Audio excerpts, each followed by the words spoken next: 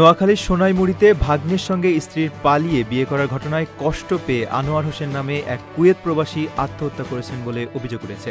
মঙ্গলবার সকালে নিজ বাড়িতে গলায় ফাঁস দিয়ে আত্মহত্যা করেন আনোয়ার। পরে দুপুরের দিকে খবর পেয়ে পুলিশ তার মরদেহ উদ্ধার করে।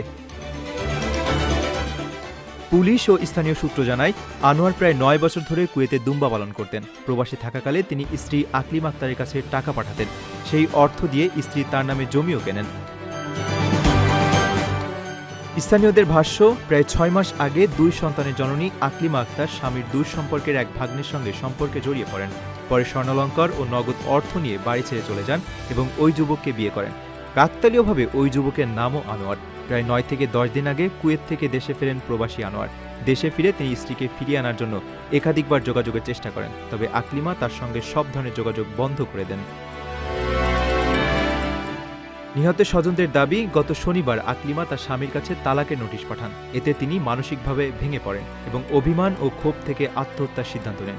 নিহতের পরিবারের সদস্যরা এই ঘটনার জন্য আকলিমাকে দায়ী করে তার দৃষ্টান্তমূলক শাস্তির দাবি জানিয়েছেন।